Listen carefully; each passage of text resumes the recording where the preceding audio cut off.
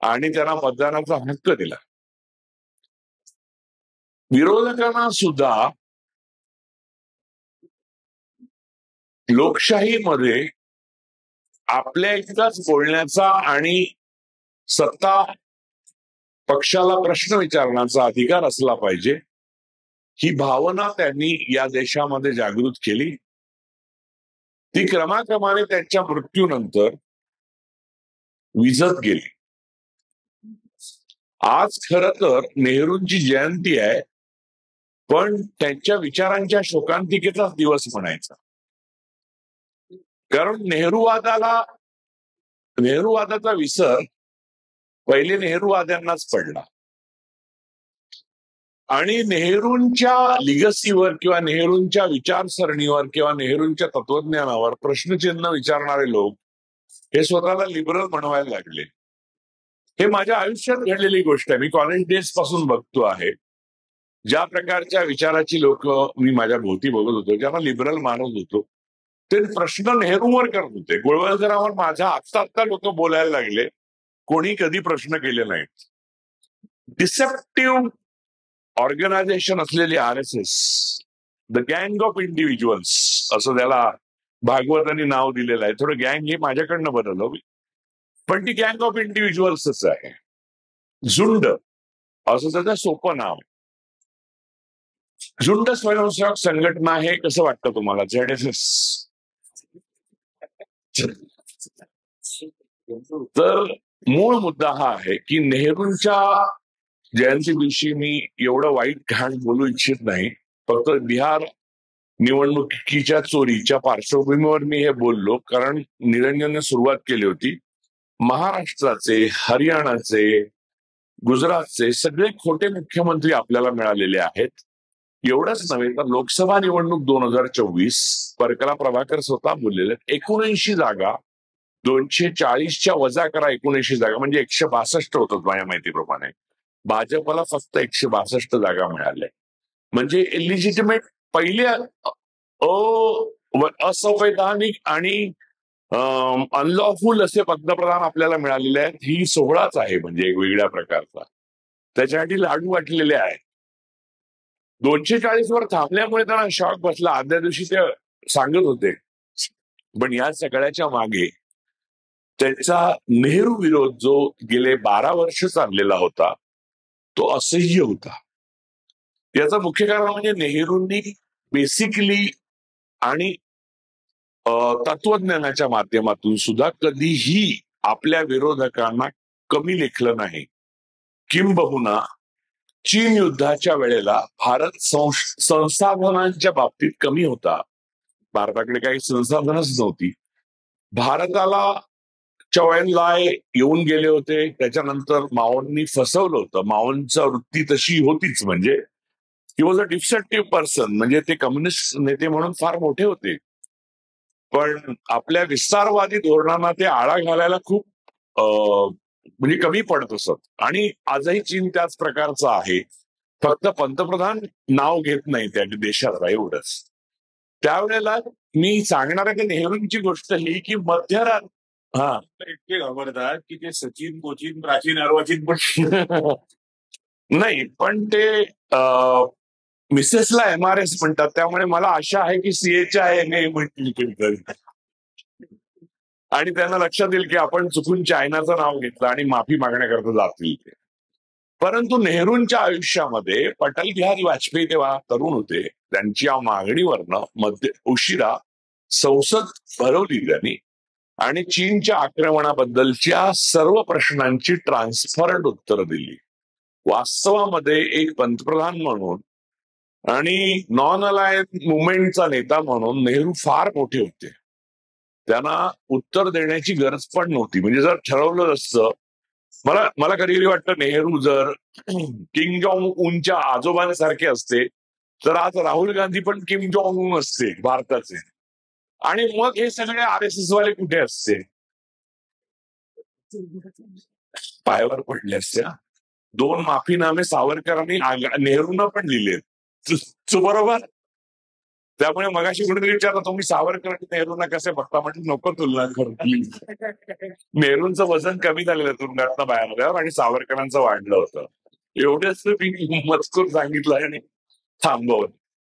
तर मूळ मुद्दा हा की नेहरूंनी तेव्हा रॉबर्ट मुगाबे होता आपला झिम्बाब्वेचा, नंतर स्वतंत्र झालेला देश, अनेक देश होते, त्या देशांच्या पंतप्रधानांनी किंवा अध्यक्षांनी सत्ता आपल्या हातात इतकी ठेवली की पिढ्यानपिढ्या ती त्यांच्याकडे राहिली, त्यांच्या देशाची लूट केली. नेहरूंनी असं केलेलं नाही. मी मगाशी सांगितलेले मगाशी माझे जर श्रोते पुनरावृत्ती करतो, कारण हे खूप महत्वाचं आहे. नेहरूंनी इंदिरा गांधींना संसदेत पाठवलेलं नाही, नेहरूंनी सरदार पटेलांच्या मुलीला संसदेत पाठवलं, आपल्या मुलीला पाठवलेलं नाही. नेहरूंच्या हयातीत इंदिरा कुठच्याही पदावर नव्हती. नेहरू गेल्यावर जे काय झालं त्याला नेहरू जबाबदार होते हे म्हणण्याची हल्ली फॅशन आली आहे. उदाहरणार्थ नाशिकचे रस्ते गडबडले, नेहरू. ब्रिज नीट नाही, गडकरी नाही, नेहरू. नेहरू असे. आणि एवढं बिंबवून सुद्धा, म्हणजे आजची जयंती आपण साजरी कर, मी काय कथावाचक नाहीये, मी नेहरूंचं चरित्र सांगायला आलेलं नाही. तुमच्यापैकी प्रत्येकाने वाचलं असेल आणि नसलं वाचलं तर वाचा नेहरूंची पुस्तकं. मी त्या कॉन्टेक्स्ट मध्ये काहीतरी समजवायला आलोय. मला हे लिगसी आपल्याला पुढे न्यायची आहे. आणि जे ह्याने मला आता नाव सुचलं निरंजन तुझ्या पुस्तकाचं, on the beat soft drums, हेच नाव असलं पाहिजे पुस्तकात. जर नेहरूंनी जी लिगसी लोकशाहीची निर्माण केली ना, त्याचं नाव हेच असलं पाहिजे. कारण दवंडी पिटून एक महान लोकशाही निर्माण करणं जोक नाही. तेव्हा लाईट्स नव्हते, तेव्हा रस्ते नव्हते, दळणवळणाची साधनं नव्हती. अरे कोकणातल्या पिंगुळी गावामध्ये मला 3 वर्ग मी शिकलो. लाईट नव्हती, दरवर्षी चर्चा व्हायच्या, फक्त विजेचे खांब टाकले कुडाळमध्ये, म्हणजे असं काही टाकलेले नसायचे. या पण मतदानाच्या दिवशी सगळे मतदानाला जायचे. आणि गंमत म्हणजे फळ्यावर मतदान किती झालेलं आहे 2-2 तासांनी त्याचे अपडेट्स यायचे. म्हणजे इंदिरा गांधी जेव्हा हरल्या तेव्हा सुद्धा इंदिरा गांधींनी चू आयोगाच्या कामात दखल नाही केली, म्हणून त्या हरल्या ना. नाहीतर अनिर्बंध जगायला काय जातंय. मला मगाशी एका मुलीने प्रश्न विचारला मगाशच्या भाषणामध्ये, नेहरूंचे कोणी उद्योगपती मित्र होते का जे त्यांच्याबरोबर फिरत असत? तर मी म्हटलं जे.आर.डी. टाटांनी त्यांच्या पुस्तकातच लिहिलेलं आहे की नेहरू बहुधा माझा तिरस्कार करत असावेत. बरोबर. त्या काळाचा जो सर्वात मोठा उद्योगपती होता त्याची ही परिस्थिती. त्या पलीकडे जाऊन पण म्हणजे नेहरूंनी मतभेद आपले राष्ट्राच्या मोठेपणाच्या आड येऊ दिले नाही. TIFR स्थापन होताना तिथे TIFR मध्ये त्या दिवशी भाषण करायला मी गेलेलो, तर तिथे होमी भाभा, नेहरू आणि जे.आर.डी. टाटा असं एकच फोटो आहे. आता जर कोणाला कळलं तर दुसरा येईल, पण तोपर्यंत एकच आहे, त्याच्याबरोबर मी माझा काढून घेतलाय. तर असा फोटोचा शौकीन माझ्या व्यतिरिक्त दुसरा एकच माणूस आहे या देशात.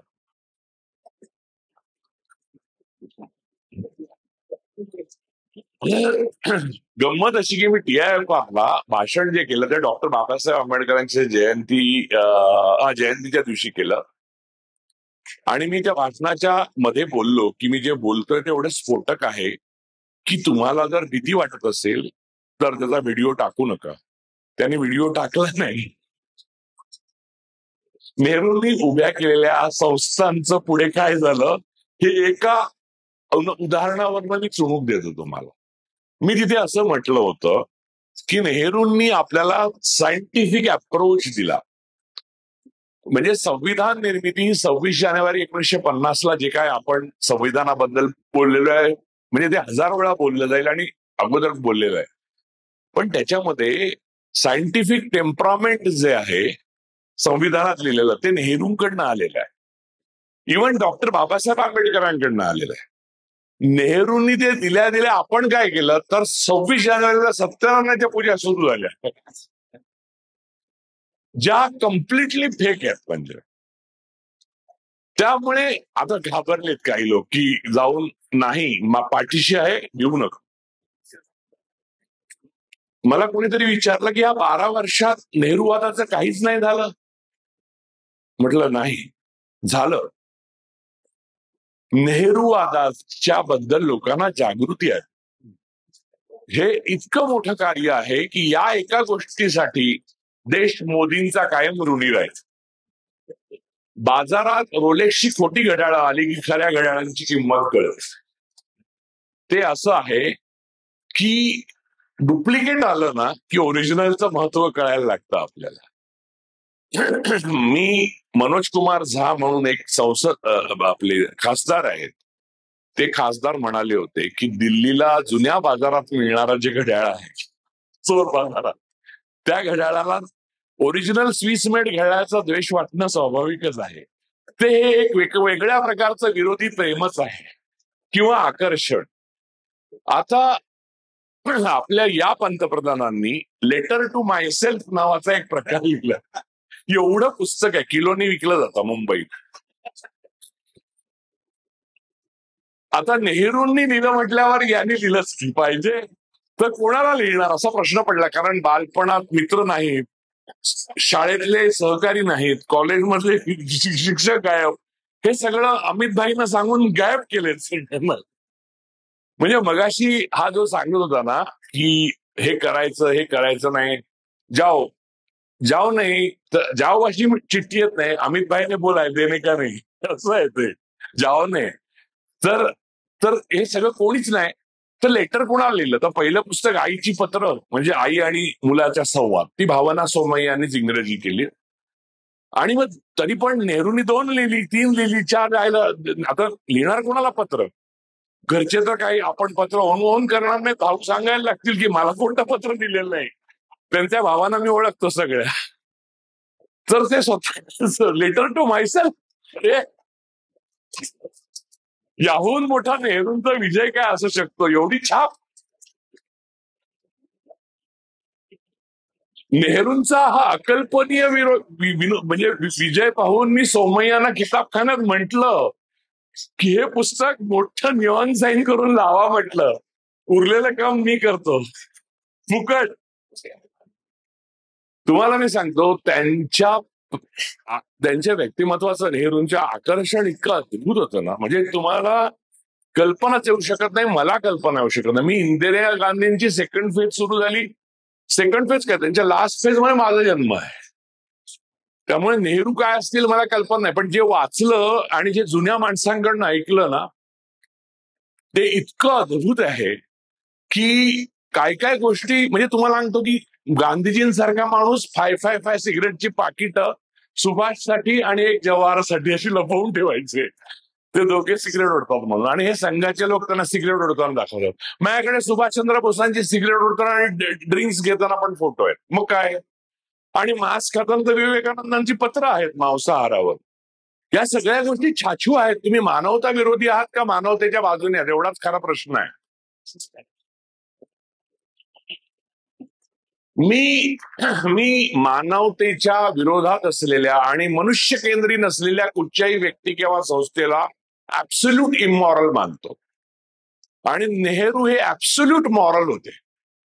याबद्दल मी सॅनिटिफाय करण्याची गरज नाही.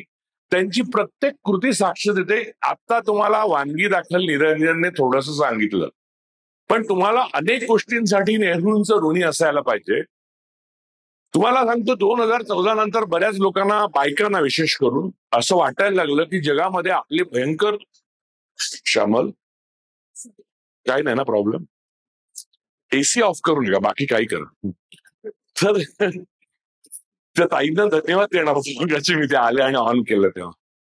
तर प्रत्येक संस्था आता महत्वाची आहे माहितीये का, त्याच्यामध्ये दुसऱ्या लोकांनी आपल्या थोडीशी मेहरबानी केली तरी बरं आहे. तर मूळ मुद्दा हा होता की ज्या वेळेला मी जे सांगत होतो की भारताच्या स्वातंत्र्यानंतर त्यांच्या तेजस्वी व्यक्तिमत्वाचा जो प्रभाव होता, मगाशी पण मी बोललो की त्यांनी नॉन अलाइन मुवमेंट तयार केली. कारण सोव्हिएत युनियन आणि अमेरिका यांच्याहून वेगळं काहीतरी उभं राहू शकतं हे इतर कोणाच्याही डोक्यात आलं नाही. ते नेहरूंच्या डोक्यात आलं.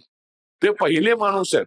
त्यांनी मार्शल टिटो आणि नासेर या दोघांना बरोबर घेऊन नॉन अलाइन मुवमेंटची स्थापना केली. 2014 नंतर बायकांना वाटायला लागलं की जगामध्ये आपली पत उंचावली. खरं तर अगोदर आपली पत जास्ती होती.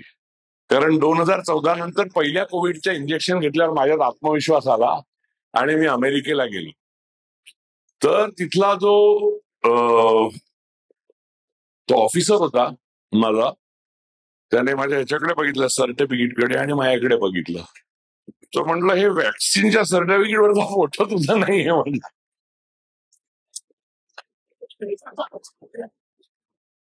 आणि त्यालाही माहिती होतं की ही गंमत काय आहे ती, कारण तिच्या अगोदर ते काय की शहा पटेल वगैरे गेले असणार ना माझ्या अगोदर पुन्हा अमेरिकेत. तर ते सगळं त्याला माहित होतं. तो मुद्दाम छादनी हसला. तर आपल्या देशाची काय बाबा पत राहिली असं वाटलं मला. मगाशी मी गमतीने म्हणालो, आणि मी नेहमीच म्हणतो, जर नेहरूने ठरवलं असतं तर त्या काळात काही प्रिंटर वगैरे नव्हते बरं का. RSSच्या सगळ्या लोकांच्या अंगावर 30 वेळा नेहरू गोंधून घ्यावे लागले असते, आणि इंदिरा गांधी 15 वेळा इतर लसीबाबत, बरोबर. आणि ज्यांनी घेतले नसते ते लंगडे तुडे आणि आंधळे झाले असते.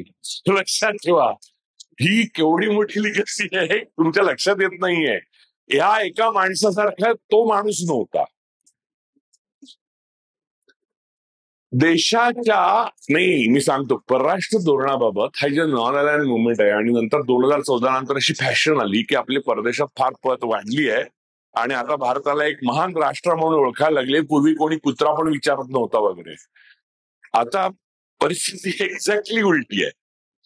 पण परिस्थिती अशी आहे, कारण जगात रशिया सोडले तर बहुतेक देश मी फिरलेलो आहे, आणि अगोदर फिरलेलो आहे, नंतरही गेलेलो आहे. लोक म्हणतात तुम्ही गरीब आहात तर तुमच्याकडे पैसे नसून तुम्ही फिरता कसे. तर त्याचंही उत्तर देतो, मला फेलोशिपा वगैरे मिळतात. तेवढी बुद्धीमध्ये सामर्थ्य असलं पाहिजे की जून बोलवतात, बरोबर की. निरंजन पण जातो, आमच्या दोघांकडे पैसे नसतात, आम्ही दोघे पैसे नसणं वाटून घेतो. आमच्यामध्ये लॉसचं वाटप होतं, आम्ही कोर्ट केसेस बद्दल चर्चा करतो, आम्ही आलेल्या दडपणांचं वाटप करून घेतो आणि भागीदारी करतो. आता मी गांधीनगरला केससाठी 2-3 वेळा गेलो, तर एका दुकानात काही वर्षापूर्वी नेहरू आणि गांधींचे फोटो होते, तिथे हेडगेवर आणि गोळवलकरांचे आले. मी विचारलं, हा काय प्रकार. तो म्हणला, मेरे को धंदा करणे काय आहे. म्हणजे नेहरूंनी असं कधी केलं नव्हतं. म्हणजे त्या काळात सुद्धा हेडगेवार जिवंत राहिले ना, त्यांना काही अपघात वगैरे काही झालं का नाही. व्यवस्थित पूर्ण काळ सरसंघचालक सगळे उत्तम जगले, बरोबर.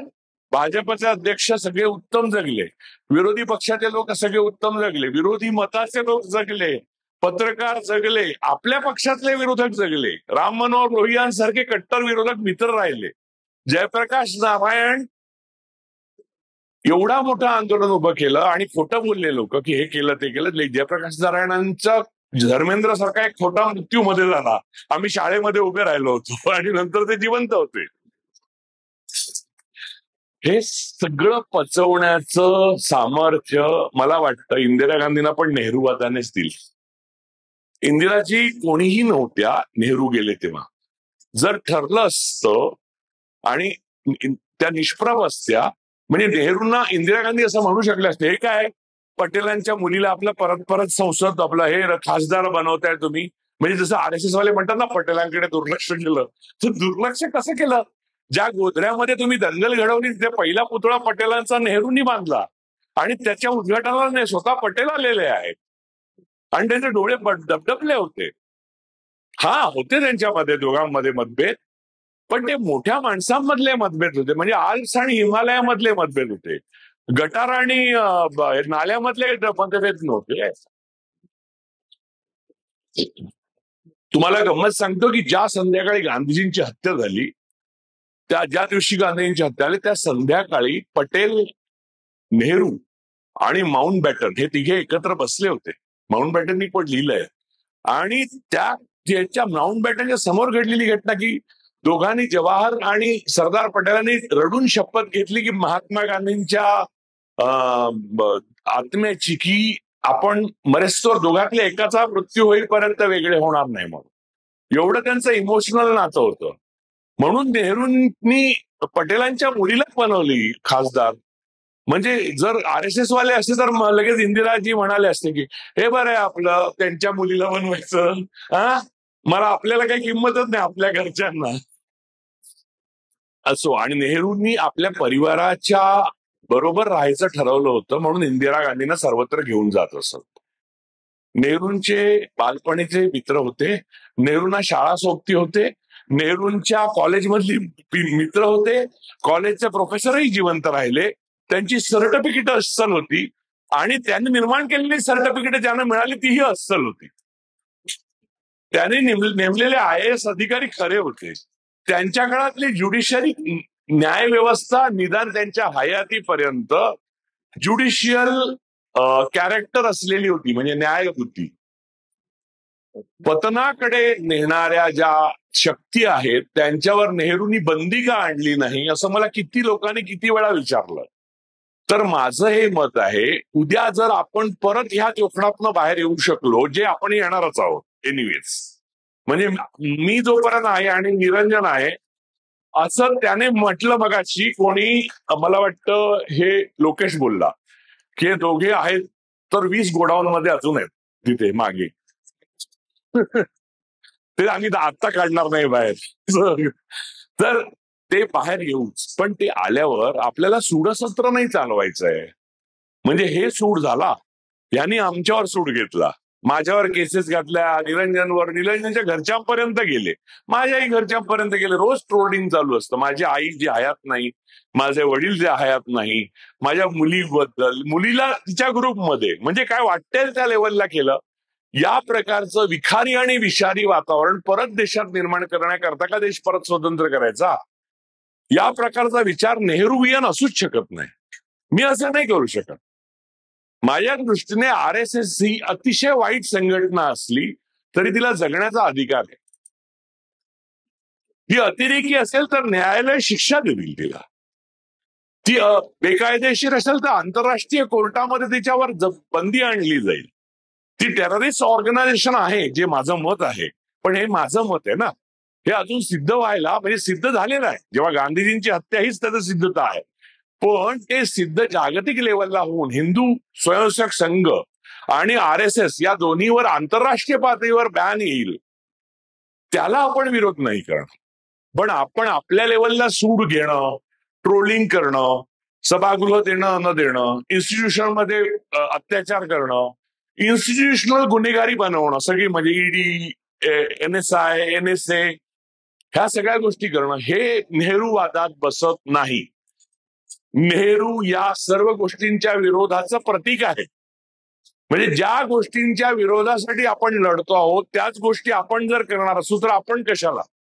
म्हणजे नेहरूंचा विचार हा होता की ब्रिटिशांच्या अत्याचाराविरुद्ध आम्ही जे लढलो, तुरुंगवास भोगला, तेच जर आम्ही आमच्या देशवासियांशी करणार असू तर मग आम्ही का वेगळे, मग ब्रिटिशांना काय घालवलं, बरे होते, ते गोरे तरी होते जास्ती, नेहरूंपेक्षा नसतील, किंवा आता तर कोणाविषयीच नसतील, म्हणजे हल्ली तर कोणी गोरं होतं. आपण आपल्या पूर्वजांप्रमाणे होण्याचा प्रयत्न करतो नेहमीच. तर गोरं होण्याचा प्रयत्न हा त्या प्रयत्नाचाच एक भाग आहे. तर नेहरू हे नॅचरल गोरे होते, म्हणजे ज्याने अनेकांनी लिहून ठेवलं, म्हणजे त्याला गुलाब आवडायची, मी आज आत्ता लावलंय, हा म्हणजे मी नेहमी नाही लावत.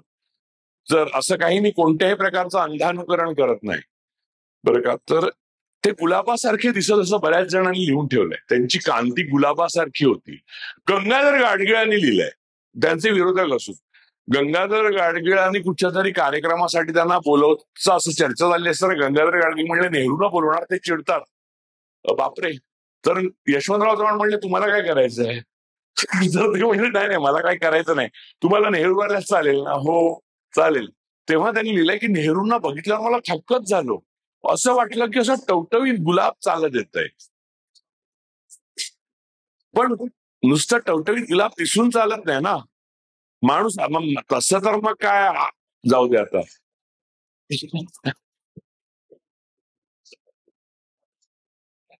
मला हे म्हणायचंय, नाही तुमच्या मनात आहे ते मला म्हणायचं नाही. बघा असं करता तुम्ही लोक, असं मला जे म्हणायचं नाही ते म्हणायला भाग पडताय तुम्ही. तर आतून ते तसे होते. तर नॉन अलाइन मुवमेंटवर आपण बोलत होतो, तर नॉन अलाइन मुवमेंट अशासाठी त्याने उभी केली की जो मध्यमार्ग आहे, आपल्याला प्रतिष्ठा तर काही असण्याची शक्यता होती, आपल्याकडे संसाधनं नव्हती. त्याने सांगितलं दवंडी पिटण्यापलीकडे आपल्याकडे काय नव्हतं. माझ्या आजोबा बैलगाडी होती आमच्याकडे, किती वर्ष मी बघितले, बैलगाडी होती आणि टमटम होती एक बाहेर. आणि एसटी वगैरे सगळं पुढे झालं, म्हणजे उभं केलं गेलं, असं नाही ते एका रात्रीत झालेलं. अनेक लोकांनी त्याच्यासाठी पण रक्त आणि घाम वाहिलेला आहे. यांना आयतं मिळालंय सगळं, विकतायत ना ते सगळं, ते आयतं पीक विकतायत, PSU या पद्धतीने विकतायत. ते उभं करण्याकरता काय लोकांनी काढलेत कष्ट, ते मी डोळ्यांनी माझ्या लहानपणी मी गावातच गेल्यामुळे मी पाहिलंय. शाळा उभारायला मास्तरांनी काय कष्ट केले. माझी शाळा पोस्ट मास्तर आणि शाळा मास्तर एकच असायचा, पण तो एवढे कष्ट करायचा, त्याला अशी श्रद्धा होती की आपण राष्ट्र घडवतोय आणि राष्ट्राची भावी पिढी घडवतोय. अरे गावात नव्हते लाईट, पण त्याच्या मनात लाईट होते, ते या माणसांनी पेटवलं. त्या माणसांनी आम्हाला घडवलं, लिटरली घडवलं. म्हणजे तुम्हाला म्हणतो की मला जे आशा वाटू लागली त्या गावात सुद्धा, त्याची कारणं ही आहेत आणि ही ह्या माणसांनी पेरलेलं आहे. आम्ही नेहरूंचं गाणं म्हणताना नुसतं गाणं नाही म्हणायचं खोटं खोटं. आम्हाला असं वाटायचं की साक्षात पंडित नेहरू आमच्या बरोबर आले. मी कधीच भेटलो नाही, माझा जन्मच नाही झालेला, पण असं सगळीकडे त्यांनी म्हणजे ते ते मुरले होते या देशामध्ये. या देशाचा इतिहास जो आहे तो त्यांनी उभा केला होता. आणि त्यामुळे त्यांच्या हातात जेव्हा देश एक दरिद्री देश म्हणून आला, 40 कोटी लोकसंख्या असलेला, आपण प्रयत्नाने तो 140 पर्यंत नेला, खूप प्रयत्न झाले त्याच्यात, तर ठीक आहे म्हणजे. पण तेव्हा 40 कोटी जे होते, तो त्यांच्या हातात आलेला देश संपन्न देश नव्हता आजच्या सारखा. तो देश जगामध्ये काय उभा राहणार, त्याला चेहरा काय असणार आहे. एक तर सोव्हिएत युनियनच्या शरणाला जा, नाही तर अमेरिकेच्या शरणाला जा. तिकडे हेनरी किसिंजर वगैरे वाटच बघत होते. मुद्दा असा, नेहरूंनी मध्याचा मार्ग काढला आणि एक अशी मुवमेंट उभी केली जी नंतर सशक्त होऊन दोन्ही सत्तांना महासत्तांना आव्हान देती झाली. त्यामुळे चीन पहिल्या वेळेला माओने जे साहस केलं ते स्वतःच थांबवलं. त्यानंतर आपल्या विरोधात उभं राहू शकलेलं नाही. नेहरूवियन एक्सटर्नल अफेअर जे धोरण होतं त्यांचं परराष्ट्र धोरण, ते जोपर्यंत आपण राबवत होतो तोपर्यंत चीनला आवाज नव्हता आपल्या विरुद्ध. ज्या क्षणी नेहरूंना आपण परराष्ट्र धोरणाच्या बाबतीत सोडून दिलं, आपल्याला अमेरिका रोज डोळे दाखवते, रशिया आपल्याला सांगितलेलं न ऐकता पाकिस्तानला विमानं विकते, चीन आपल्या अरुणाचलची 30 गावं घेऊन बसला, नावं घेऊन सुद्धा आपल्याला नावं घेता येत नाहीत त्यांची. आणि त्यांच्या बदल्यात मीडियावाले उगाच वाचून दाखवतात मेलेले चीनी सैनिक, चांग शिंग शुंग. तर मला तर वाटलं की हे कुडाळमध्ये चायनीज दुकानं उघडण्यासारखं वाटलं मला. तिथे तिथे पदार्थांची अशी नाव आहे, तिथे बीजिंग आणि शांघायहून लोक येतील आणि मग ते कुडाळमध्ये. माझे वडील चीनला गेलेले आणि 15 दिवसांनी परत आले, तर ते म्हणले एक नंबरचा थर्ड क्लास देश. म्हटलं कसं काय, एवढं ते प्रगती झाली. ते म्हणते खायला काय नाही, खायला मला कळे ना कोणचा पदार्थ आहे. तर म्हटलं चायनीज खाल तुम्हाला तर आवडतं. अरे तिथे चायनीज मिळत नाही म्हणले, ते वेगळंच खातात काहीतरी. आपल्याला पंतप्रधान चायनीज मिळाले, चायनाला माहित नाहीये. पण त्यामुळे ते चायनाचं नाव घेत नाही, हे लक्षात घ्या. नेहरूंनी ती परराष्ट्र धोरण आपल्याला उभं करून दिलं. म्हणजे पहिले इलिजिटिमेट, पहिले अनलॉफुल आणि पहिले चायनीज पंतप्रधान मान मिळवला. वा वा, धन्य. तर नेहरूंचं एवढं वैशिष्ट्य होतं की त्यांनी एक असा गट बनवला की त्या गटामुळे भारताला प्रतिष्ठा मिळाली. आणि जे लोक परदेशात जाऊन NRI झाले आणि भारतामध्ये कसं दारिद्र्य आहे आणि मोदीमुळे भारताला जगात कशी प्रतिष्ठा मिळाली, हे NRI जे सांगतात ना, ते नेहरू फेलोशिप वर तिकडे गेलेले होते. ते IITचे आहेत, ते IIMचे आहेत, ते डॉक्टर्स आहेत सरकारी योजनेतनं, ते नेहरू फेलोशिप वर गेलेले आहेत, किंवा रॉकफेलर फाउंडेशनच्या फेलोशिप जे नेहरूंनीच सही केलेली होती.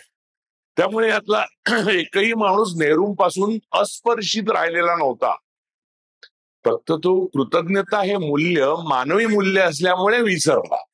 कारण त्यांच्या संघटनेत जे जे मानवी आहे ते त्याज्य आहे, जे जे जनावरी आहे ते आपलंसं करा. म्हणून मासा हा आम्ही सारस्वत लोक खायला सुरुवात केली, कारण पहिला अवतार आहे तो.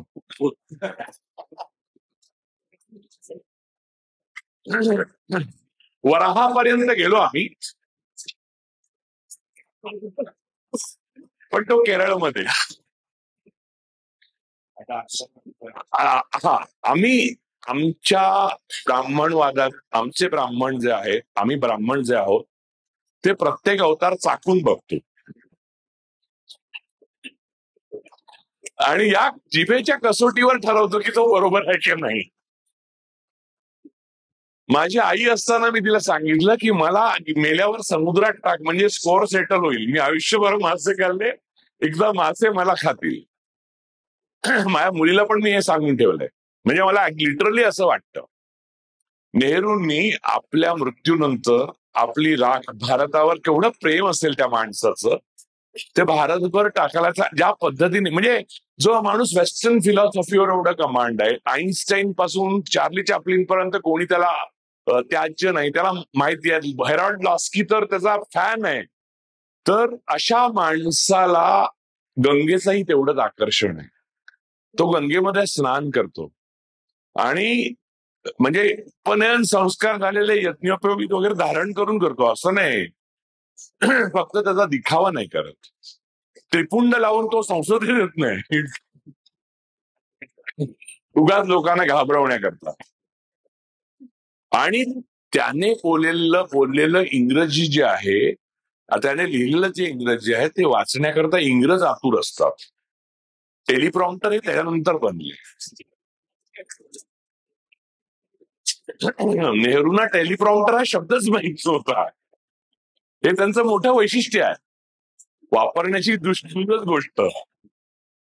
आणि जगभर त्यांनी माझं मी पाहिलेलं त्यांचं बीबीसीवरचं, जेव्हा भारत स्वातंत्र्य झाल्यावर पहिलं पंतप्रधान झाले ते 52 साली, तेव्हा बीबीसीवर 4 महत्वाच्या जर्नलिस्टनी त्यांचा एक इंटरव्ह्यू घेतलाय. तो युट्यूबवर आहे, तुम्ही बघा की एक्स्टंपर प्रश्न विचारलेत आणि त्यांनी एक्स्टंपर नेहरूंनी उत्तर दिले. एक स्टेट्समन, एक डिप्लोमॅट, एक नेता, एक भारतीय माणूस, अस्सल भारतीय माणूस, एक अस्सल भारतीय संस्कृतीचा राजदूत आणि एक राजपिंडा पंतप्रधान कसं बोलू शकतो त्याचा एक उत्कृष्ट नमुना आहे तो. आणि या माणसाला नाकारून आपण कचरा वेचत फिरतोय. म्हणजे आज नेहरू जयंती जोरदार व्हायला पाहिजे असं मी जे डुबे साहेबांना म्हटलं, याचं कारण पारिजातकाची फुलं शेजारचीच्या अंगणात का पडावीत, आमच्याही अंगणात पडली पाहिजे. तर मी असा विचार केला, पडू दे शेजारचीच्या अंगणात, नाशिकच्या अंगणात, मी मुंबईहून येतो पाहिजे तर, वाऱ्याने जात असतील तर मी आलो इथे. पण मी आज सांगतो की आज तुमच्या इथे उपस्थित असलेला प्रत्येक माणूस एक संघटना आहे असं समजा. तुम्हाला त्या लोकशाहीसाठी शेवटी काय, तुम्हाला मी एक सांगतो, मोदी शहा जिथे जाणार तिथेच तुम्ही जाणार, तुम्ही जाणार तिथेच ते जाणार. तेही अमर्त्य नाहीत, तुम्ही अमर्त्य नाहीत. काही घाबरायचं कारण नाही, कोणालाही घाबरण्याचं कारण नाही आणि कधीही घाबरण्याचं कारण नाही. तुम्ही जोपर्यंत मला मगाशी विचारलं सत्याकडे पोचण्याचा मार्ग काय, म्हटलं सत्य हाच मार्ग आहे स्वतःकडे पोचण्याचा. जेव्हा माणूस सत्य जुगारतो तेव्हा स्वतः सोडून इतरांकडे फिरायला लागतो.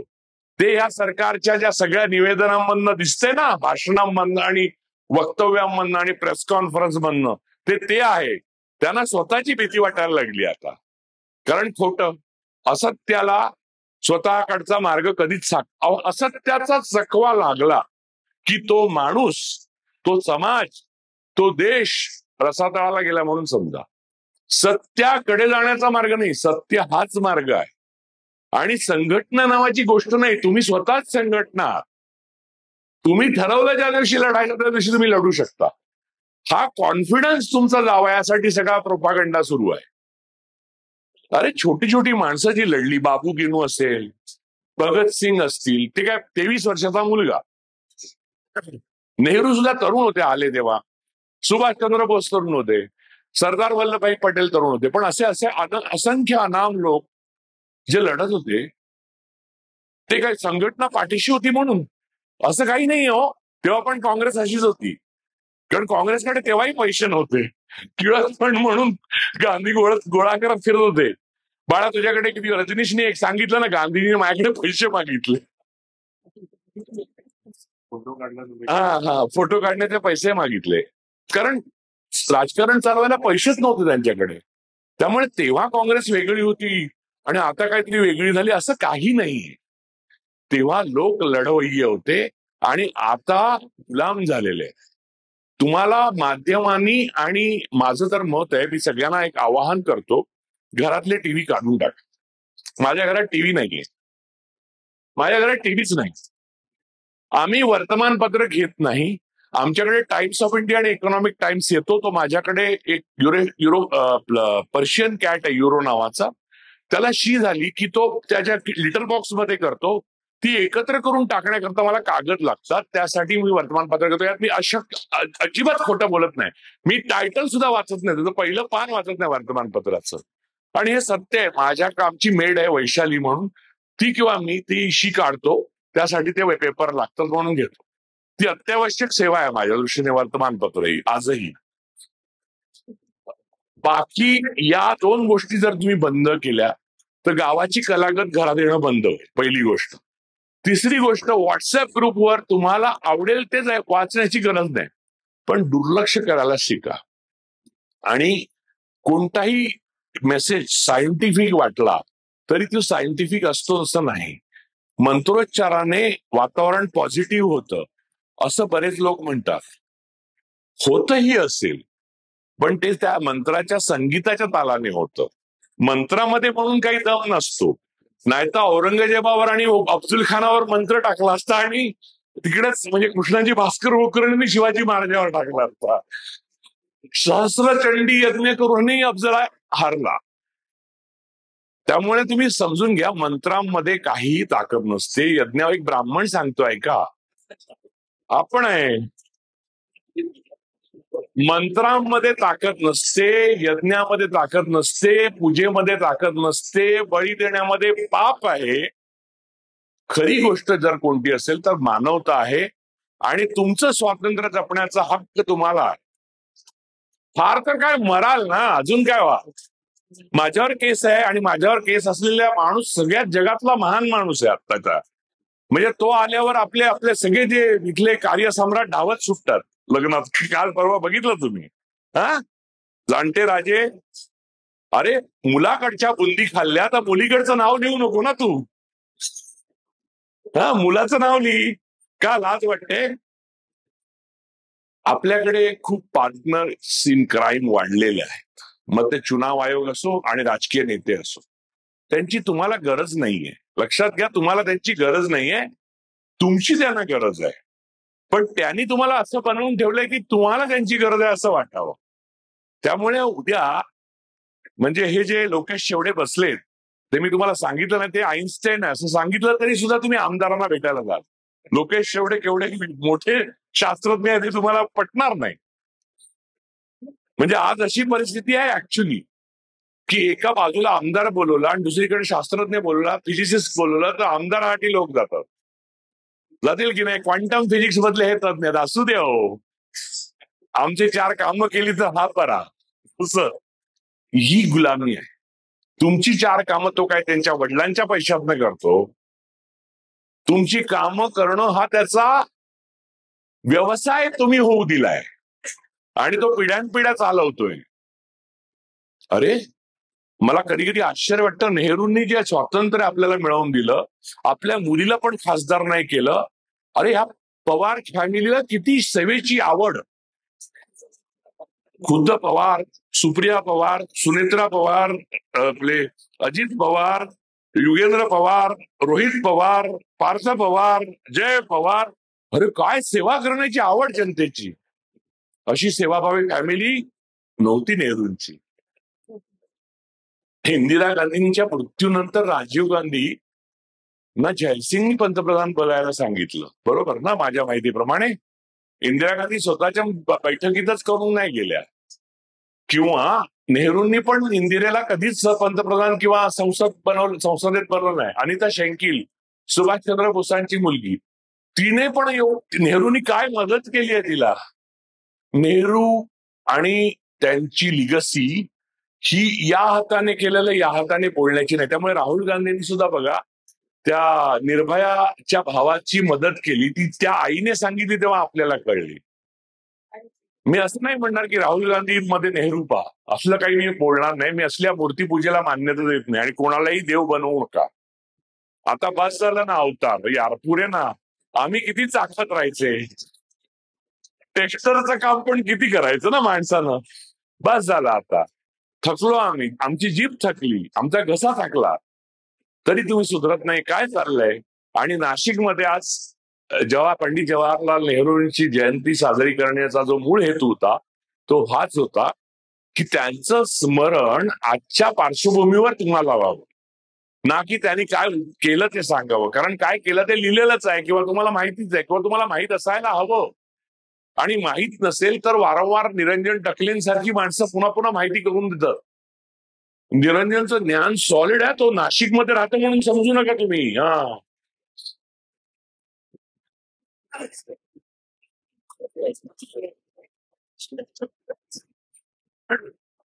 त्याला जर मुंबईला नेलं ना तुम्हाला खूप धक्का बसेल की केवढं ज्ञान होतं पण गेला निघून म्हणून आपल्याकडनं. निरंजन हा माझा खूप जुना मित्र आहे, खूप जुना. आम्ही वीक मध्ये तो होता तेव्हा कित्येक इन्व्हेस्टिगेशनच्या स्टोरीज होत्या त्या आम्ही शेअर करायचो. खूप म्हणजे अशी एक लंबी कहाणी आहे ती पण की आम्ही या काळात निर्भय कसे राहू शकतो याचं कारण त्या काळात आम्ही परिश्रम घेतले होते.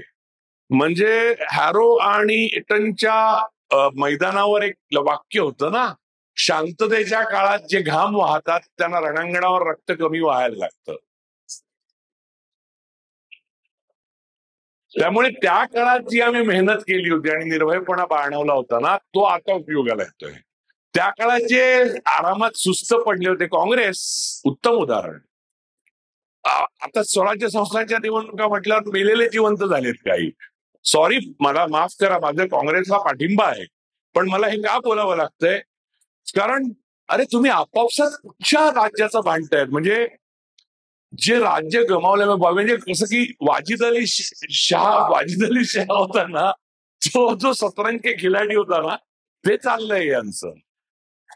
आधी राज्य होते ना, मग तुम्ही भांडा, मग ते लेजिटिमेट आहे. जे राज्य तुमचं नाहीच आहे, ज्या सीटवरनं मारामाऱ्या केल्या आहेत बिहारमध्ये, त्या सीट कधी येणारच नव्हत्या. ज्ञानेश कुमार असंच होते वरनं असे असे. अरे काय तर मला आजही हे वाटतं की एक्स वाय हा शिक्का बेमतलब आहे.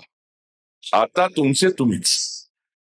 म्हणजे ज्या दिवशी गांधीजींना अटक झाली 42च्या आंदोलनात, चले जावचं भाषण केल्यावर महादेव देसाईंनी लिहून ठेवलंय की गांधीजी आले ते भाषण करून आणि स्वाभाविकपणे माहिती होतं की आता प्रमुख काँग्रेसच्या लोकांची धरपकड होणार आणि त्यांना पकडून तुरुंगात टाकणार. आणखी काय, तर आपला इथे एक कॉम्रेड आहे ज्याला मध्ये फडणवीस आले म्हणून आधीच तुरुंगात टाकलेलं, असं नव्हतं व्हायचं.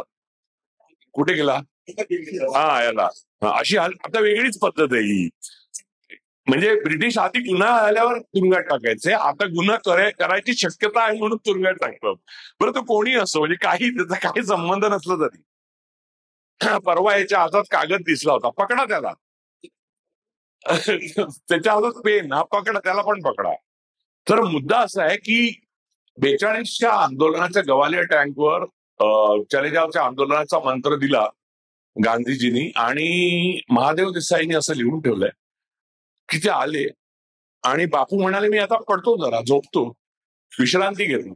तर महादेव देसाई टेन्शन मध्ये. महादेव देसाईंचं अख्खाली निधन झालं हार्ट अटॅकने, अन्यथा महान माणूस होता तो पण एक, त्यांनी फार सुंदर म्हणून ठेवलंय. तर महादेव देसाईंना बापू म्हणाले